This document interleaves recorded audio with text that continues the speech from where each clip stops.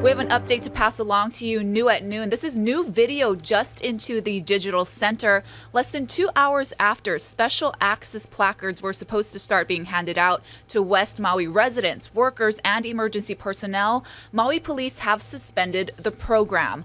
Officials say the decision was made because of an overwhelming demand from non-essential individuals and non-Maui residents who have flooded the distribution area. Now, the placards were supposed to be required for entrance into West Maui starting tomorrow. MPD says it will continue allowing access to essential workers and West Maui residents as before. Now, we have a crew gathering more information and reaction to this story. We'll bring you any updates on air and online as we get them. And meanwhile, the death toll has grown to 96, which surpasses the casualty count of the 2018 Camp Fire in California that left 85 people dead and destroyed the town of Paradise. Now, the vast majority of the victims of Maui have not been identified. People with missing family members have been asked to go to the Family Assistance Center for a DNA swab. That's located at the Kahului Community Center. The death toll is likely to rise. We did not get an update today yet on that. And at last report, only 3% of the rubble had been searched. Now, so far, no definitive word on the number of injuries. President Biden said he's considering coming to Hawaii, but that would likely happen once the fires are extinguished and the search for victims has finished. Meanwhile, a special canine task force is on Maui from Los Angeles to search the destruction, trying to find any victims and possible survivors. Now, FEMA activated the California Task Force Team 2 Urban Search and Rescue Canine Team for this, sending 3 canines, their handler, and 2 LA Fire paramedics. Now, it's a difficult task even for these well-trained crews, but they say they're ready to do the job. We want to get to work. We want to see how many people we can help out there, bring closer to those family members.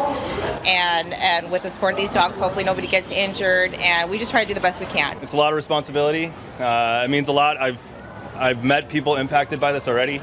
Now, the dogs are trained both to help find live victims and those who weren't able to make it. The canines and 2 other teams will be out in Maui for at least 2 weeks.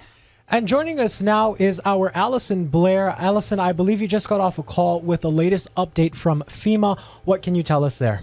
That's right, Dylan. One of the biggest takeaways from that phone call is that the federal government is still classifying this disaster as a search and rescue operation. This is how they explained it. Yes, hundreds of people are still unaccounted for. However, they believe issues with communication may still be prohibiting some of those people from connecting with their families. The Red Cross is assisting in reunification efforts. A spokesperson said the agency received more than 2,500 calls into their call centers from people looking for their loved ones. We're told about 800 of those cases have since been resolved. The other big takeaway, survivors. If you haven't already, sign up for FEMA assistance. I'm told about 3,000 people are registered so far.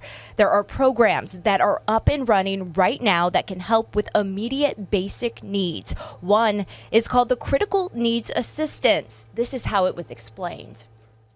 The CNA program is designed so survivors can apply for a one-time $700 payment, and this money can be used for any critical needs: food, water, medical supplies, infant formula, diapers, or other consumables that might be needed to help them bring about some semblance of stability during this difficult time. Now, the other program is called the Transitional Shelter Assistance Program. It enables survivors to stay in pre-identified hotels and motels for a limited amount of time as government works to develop a housing plan. FEMA pays for those hotel rooms, so there's no out-of-pocket expense for survivors. Again, both of the programs available right now, but the first step is that you need to apply for assistance, and there are 3 ways to do that. 1, you can apply on the FEMA app. You can also go online and apply at disasterassistance.gov or by calling the number that you see there on your screen. It's 1-800-621-3362. Back to you guys. All right. Thank you so much, Ali, for that update from FEMA. Meanwhile,